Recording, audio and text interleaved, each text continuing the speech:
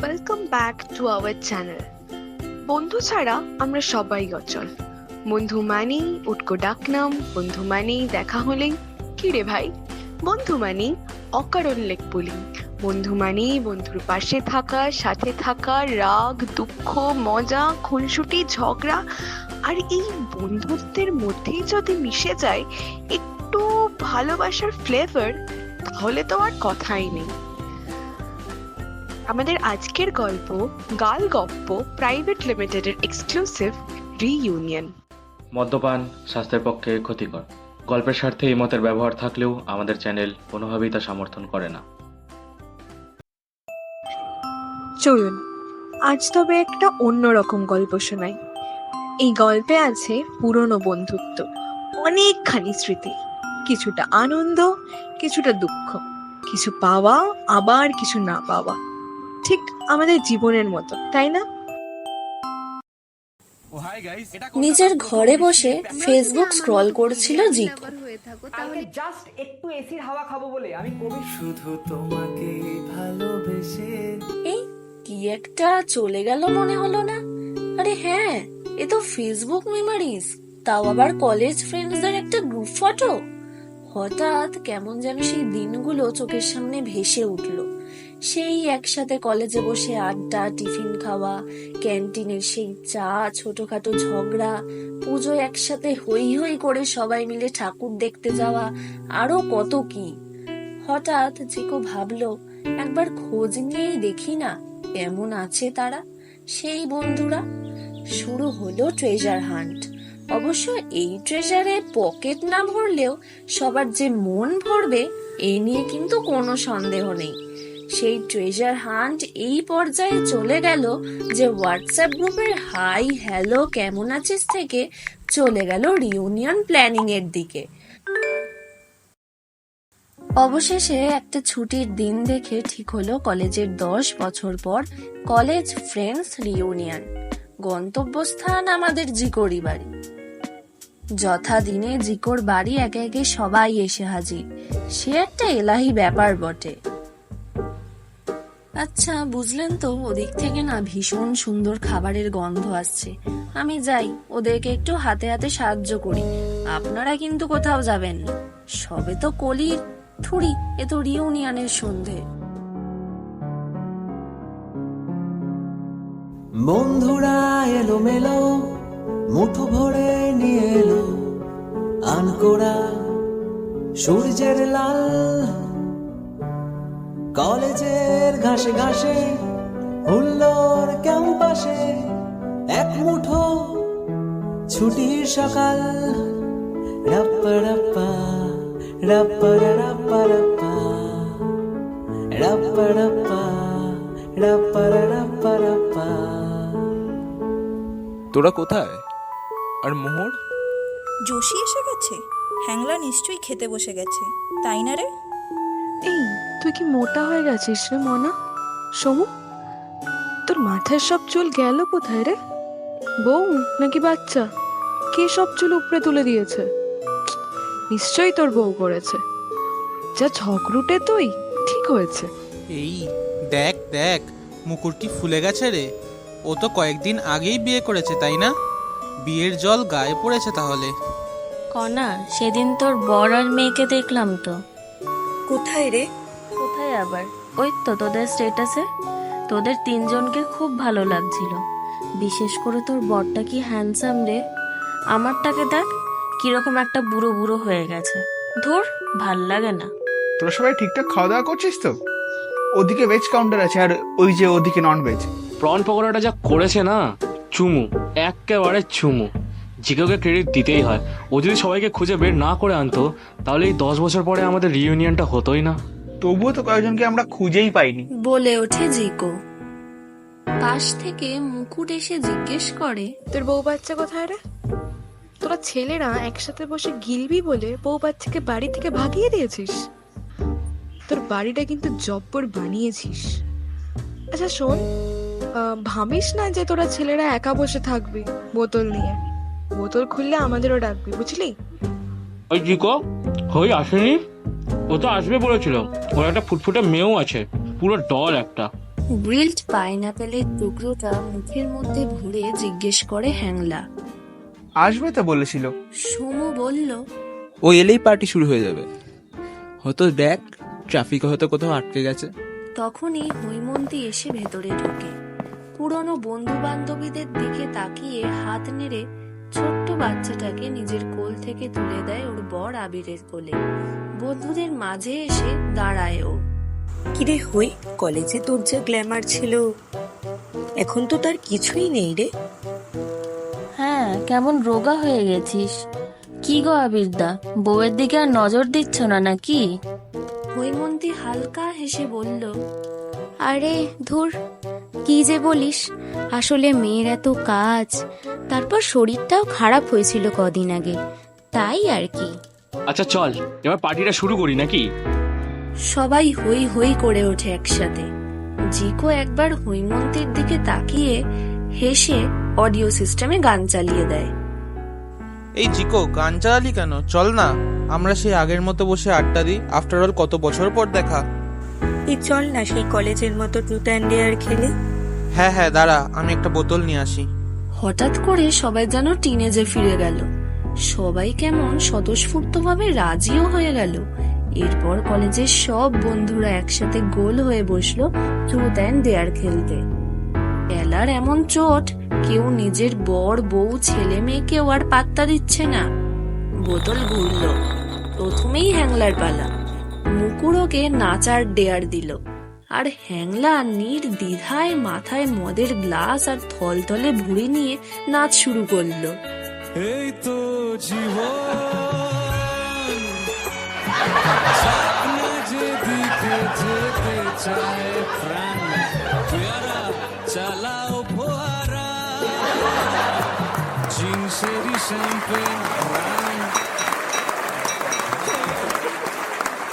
কিরে মাছে, তুই তো ভালোই নাচিস। তা নাচবো না কেন? তোদের ইস্ট বেঙ্গলের মতন তো আর রেলিগেশনের লড়াই নিয়ে ভাবি না, আমরা ট্রফি জেতার লড়াইয়ের কথা ভাবি।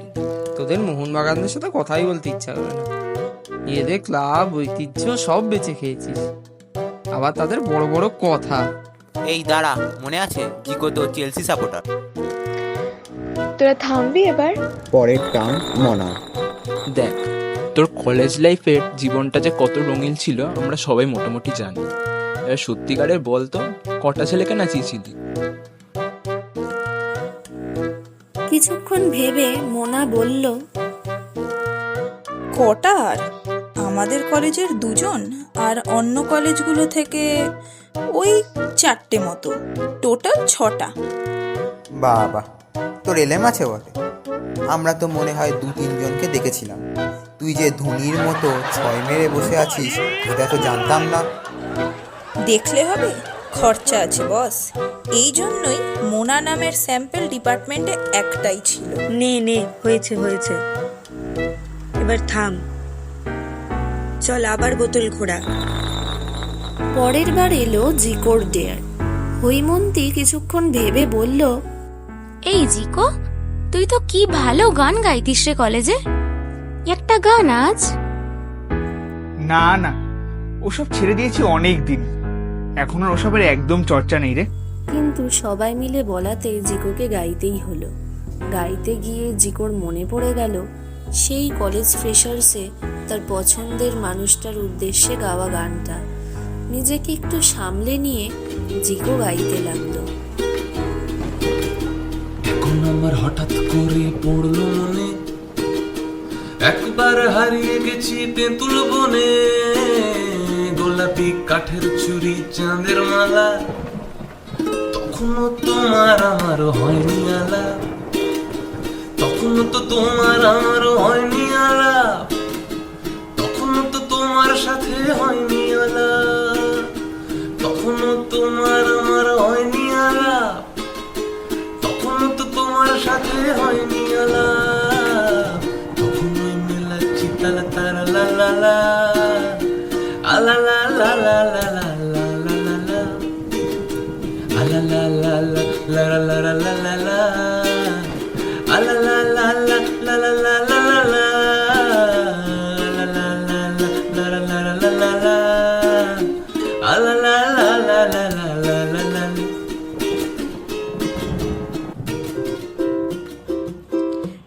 বটে একখানা ওই বাক্স টিনে, তাতে সব বোঝাই করা জহর মানে। এই তো প্রথম সেদিন গানের স্কুলে, তোমার ওই রংটা গায়ের তোরাই জানি। কাগজের নৌকা বানাই নিজেই ডুবে, ভাবছি প্রথম চিঠি লিখবো কাকে। বেঁধে চোখ শব্দ বাজি হাতে ফাটায়, তুমি আর কোথায় পেলে সেই আমাকে। তখন আমি আলোর থেকেও ছুটছি জোরে, আঁকে গোল চৌকো আঁকে একা চড়ে। যখন আর পোষাচ্ছে না এই এক চালা, আলা লা লা লা লা লা লা লা লা লা, আলা লা লা লা লা লা লা লা।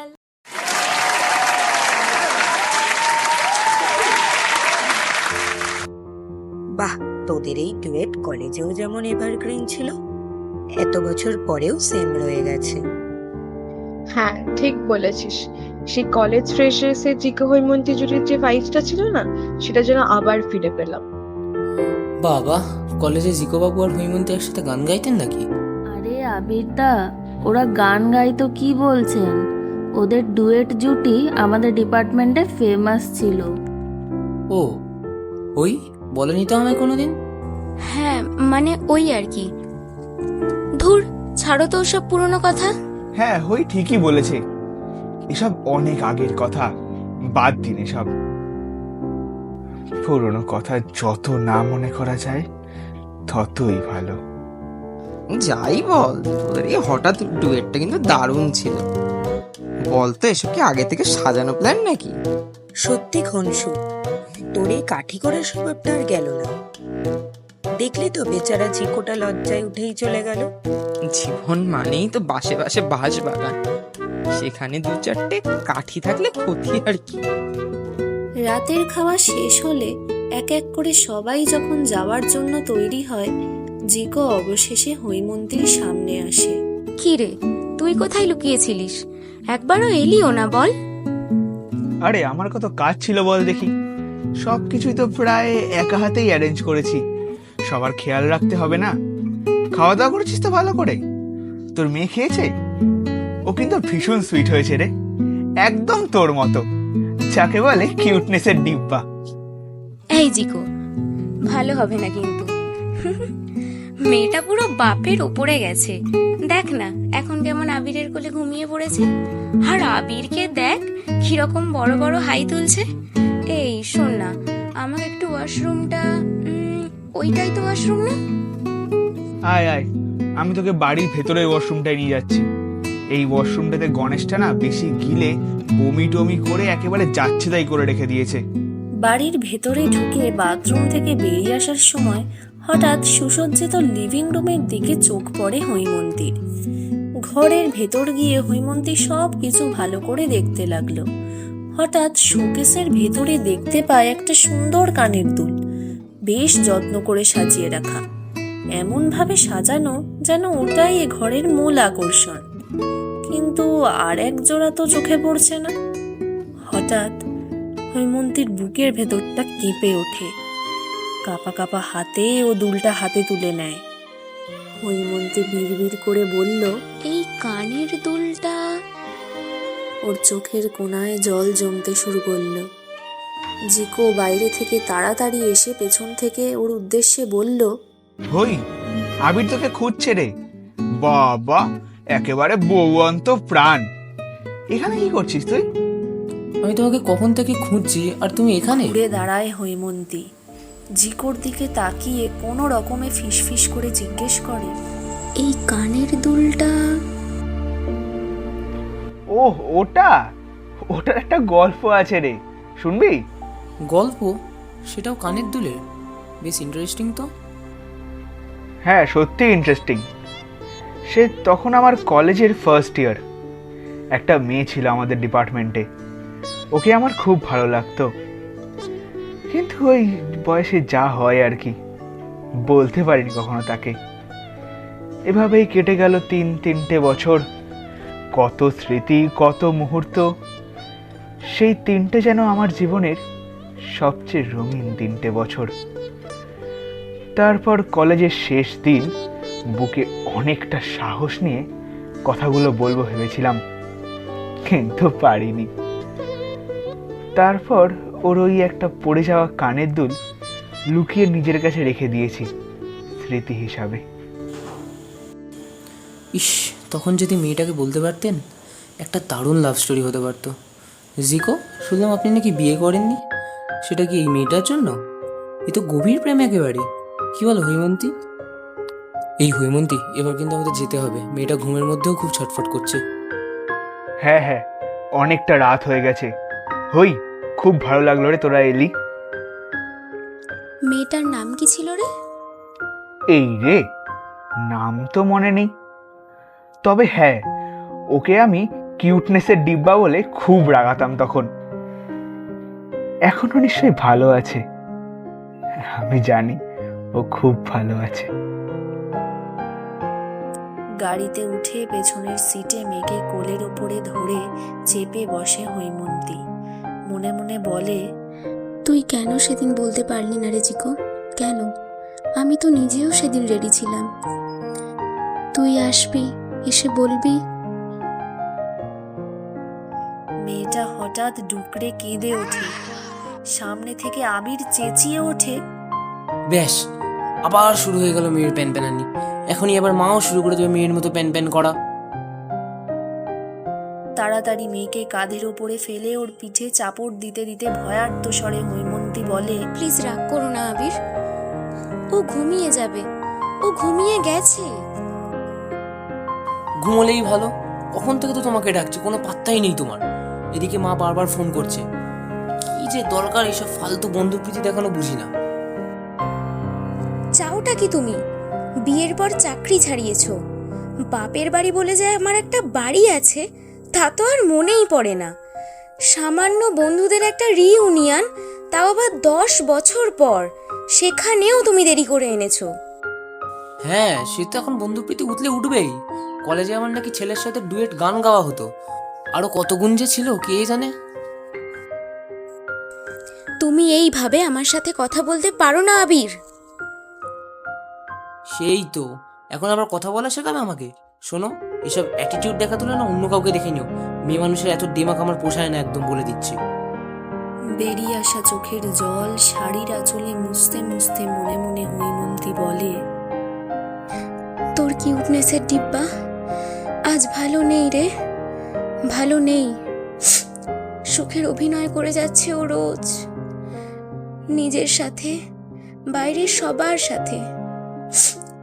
সেদিন একবার যদি তুই বলতিস জিকো, একবার। সবার চোখের আড়ালে মেয়েকে কোলে জড়িয়ে ধরে হৈমন্তী মুছে নিল তার চোখের জলটা। আর ওদিকে হৈমন্তীদের গাড়ি স্টার্ট নেওয়ার পর জিকোর চোখ দিয়েও বেরিয়ে এলো অনেক দিনের জমে থাকা বেশ কিছুটা আবেগ। সেও হাসি মুখে সেটা মুছে নিয়ে বলল, আমি হলাম চন্দ্রবিন্দুর মতো, কারো জীবনে থাকলে সুন্দর, না থাকলেও উচ্চারণে ভুল হয় না। আর কারো কাছে না হোক, মন প্রাণ দিয়ে চেয়েছিলাম যে অন্তত তোর জীবনের সমস্ত বর্ণমালাটাই হতে পারি। অনেকবার অনেকভাবে চেষ্টাও করেছিলাম, কিন্তু পারিনি। কিন্তু আজ তোর এই ভরা সুখের সংসার দেখে সত্যি মন থেকে খুশি হলাম রে। আমি যেমনই থাকি না কেন, তুই ভালো থাকিস রে, খুব ভালো থাকিস। আমার হাতের আঙুলের মাঝে তোমাকে নিয়ে কত কাপড়ে ভুলিনি তো আমি তোমার মুখে হাসি, আমার গাওয়া গানে তোমাকে ভালোবাসি। আসো আমার কাছে, হাতটা ধরে পাশে, তোমায় নিয়ে যাবো আমার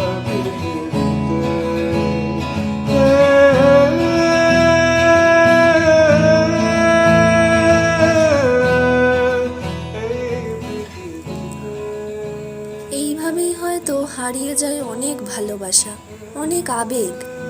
এভাবেই হয়তো যে পেলে বুকে আগলে রাখতো তার আর পাওয়া হয় না, আর যে পায় সে মূল্য দিতে পারে না। ঠিক সময় যদি জিকো আর হৈমন্তী নিজেদের মনের কথাটা দুজনে দুজনকে বলতে পারতো, তাহলে গল্পের শেষটা হয়তো অন্যরকম হতো। তাই আপনাদের বলছি, বেশি কিছু না ভেবে যাকে ভালোবাসেন সময় থাকতে তাকে নিজের মনের কথাটা বলেই দেখুন না। কে বলতে পারে আপনার পছন্দের মানুষটাও হয়তো আপনাকে আপনার মতোই ভালোবাসে, শুধু আপনার মুখ থেকে শোনার অপেক্ষা করছে।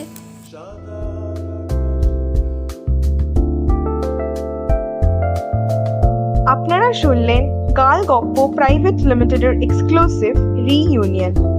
আজকের গল্পের গল্প পাঠে ঋতিকা, জিকোর চরিত্রে অর্ণব, হৈমন্তীর চরিত্রে সায়ন্তনী, আবির চরিত্রে সৌম্যজিৎ, সৌমুর চরিত্রে অনামিত্র, মনার চরিত্রে অনন্যা, যোশীর চরিত্রে অনির্বাণ, পৃথ্বীর চরিত্রে বিশাল, মোহরের চরিত্রে বিদিশা, কণার চরিত্রে কৌশালী, হ্যাংলার চরিত্রে ও ভূমিকায় দেবায়ন, গণেশের চরিত্রে দেবজিৎ, মুকুটের চরিত্রে ও ভূমিকায় আমি শুভান্তি, পোস্টার ডিজাইনিংয়ে বিশাল, এডিটিং বিশাল এবং ঋতিকা।